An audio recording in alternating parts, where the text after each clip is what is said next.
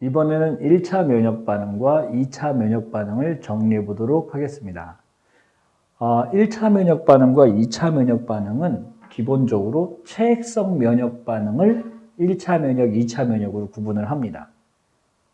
살짝 헷갈리죠? 다시 이거 살짝 정리해 볼게요. 방어작용은 1차 방어, 비특이적 방어작용이 1차 방어와 2차 방어, 특이적 면역 반응이 2차 방어로 나누고 2차 방어를 다시 나누면 세포성 면역과 체액성 면역으로 나눌 수 있는데 지금 이 체액성 면역을 나눌 때 1차 면역, 2차 면역 나누려고 이 부분을 지금 본다 이런 얘기입니다. 이거 정리 잘 해놔야 돼요. 자, 계속 볼게요. 그러면 기본적으로 체액성 면역 반응이다라고 얘기하면 누가 주인공이냐면 항체가 주인공이에요.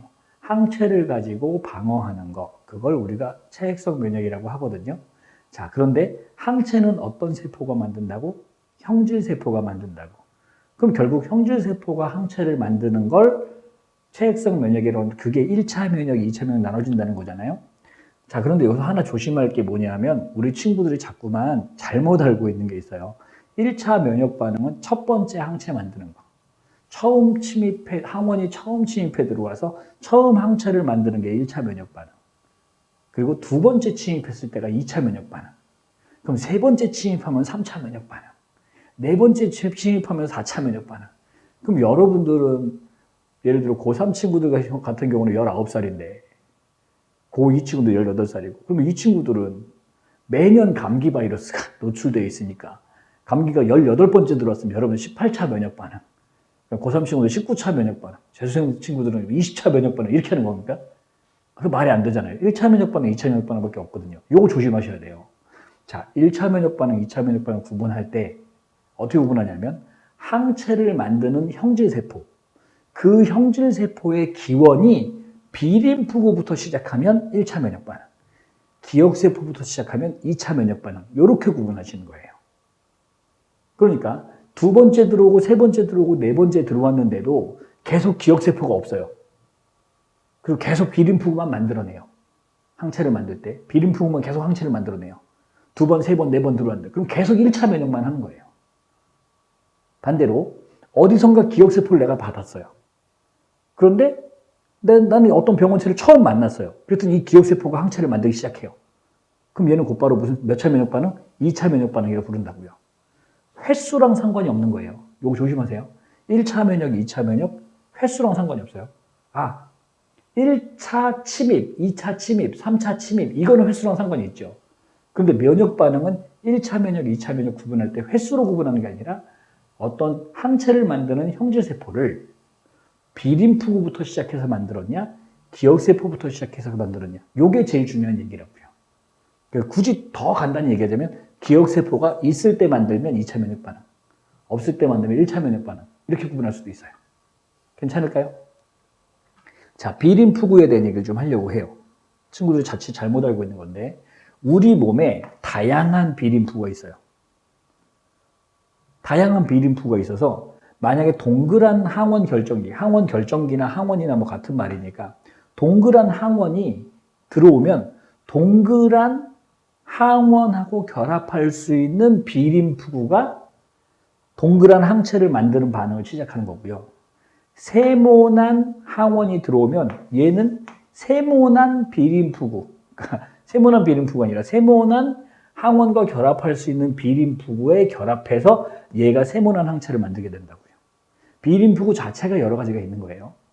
어쨌든 지금 이제 동그란 게 들어왔다고 했으니 동그란 항원이 들어왔으면 이 동그란 항원이 비림프구에 결합하게 되고요. 비림프구가 분열하고 여러 개로 최세포 분열을 한 뒤에 체세포 분열을 거친 뒤에 이제 여기서 기능이 바뀌죠. 뭐가 일어나요? 분화가 일어나서 그래서 형질세포와 기억세포로 분화가 되고 형질세포가 항체를 만드는데 이 항체가 누구랑 결합할 수 있는 동그라미와 결합할 수 있는 항체를 만들게 되는 거라고요. 그러니까 비림프구 자체가 분열할 수 있고 그 다음에 분화하는 기능을 가지고 있다. 그리고 대부분은 형질세포로 분화하는데 일부 기억세포로 분화돼서 2차 면역 반응에 대비하게 된다. 이렇게 정리하면 되겠습니다. 자, 1차 면역과 2차 면역을 다시 한번 봐요. 1차 면역 반응.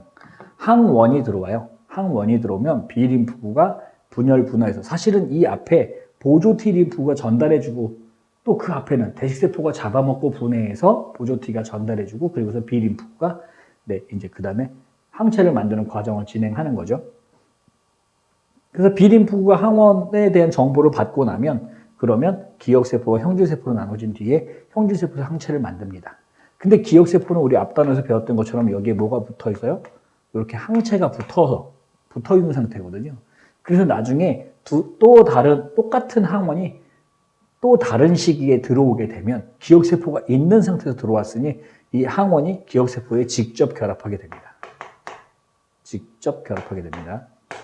그럼 직접 결합하게 되면 이 기억세포가 곧장 분열해서 똑같이 B림프구 분열하듯이 분열해서 더 많은 수의 형질세포가 더 많은 수의 기억세포를 만들게 되고 더 많은 수의 형질세포가 생겼으니 동시에 더 많은 수의 항체를 만들어서 쉽게 방어할 수 있게 된다.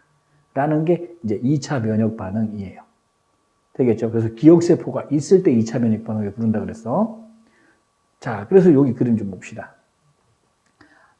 시간에 따라서 항체 농도를 보려고 하는데요. 항원 A가 들어왔어요.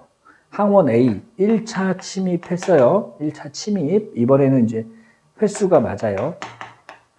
1차 침입해 들어왔어요.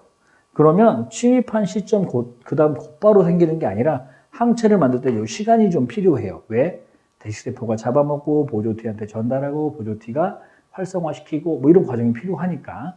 그래서 시간이 많이 걸리기 때문에 한 며칠 걸려요. 지금 일주일 걸린다고 되어 있는데. 자, 그리고서 항체를 만들어요. 그래서 결국 이제 항원을 제거하게 되는데, 그럼 잠깐만요. 요때 항체는 누가 만들었어요? B림프구가. B림프구가 분열 분화해서 무엇과? 형질세포와 기억세포를 만들어 놓았을 거고. 그런데 형질세포가 시간이 지나면 할 일이 없잖아요. 항원을 모두 제거하고 나면. 그럼 이제 형질세포가 없어져요. 대신 누구만 남아있어요? 기억세포만 남아있어요. 그러다가 다시 항원 A가 2차로 침입해 들어오게 되면 그러면 요 기억세포가 분화해서 형질세포와 또 기억세포가 되죠. 그럼 형질세포가 더 많이 만들어지니까 항체를 더 많이 만들어서 그래서 결국 항원을 모두 제거하게 될 거고 모두 항원을 제거하고 나면 형질세포는 없어지고 누구만 남아있게 돼요? 기억세포만 남아있게 됩니다. 그래서 우리가 이쪽을 뭐라고 하냐면 1차 면역 반응을 했다고 얘기를 해요. A의 1차 면역 반응. 누구 시작했어? B림프구 시작. 그럼 이때는요? 기억세포 시작이니까 몇 차 면역 반응? 2차 면역 반응.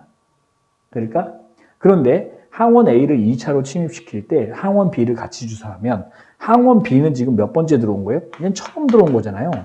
그러니까 얘는 1차 침입했어요. 그럼 무슨 세포가? B림프구가 이렇게 시작한 거예요.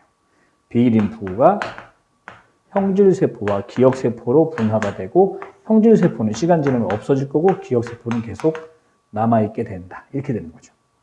되겠나? 그럼 항체 B에 대해서는 항원항체 특이성이 있으니 A에서는 2차 면역 반응이 일어났지만 B에서 항원 B에 대한 항체 B는 네, 1차 면역 반응만 진행하게 되는 겁니다. 여기까지 1차 면역, 2차 면역 정리를 했는데 여러분들이 일단은 방어작용 전체에 대한 구조를 이해하고 있는 게 중요하다 하겠습니다.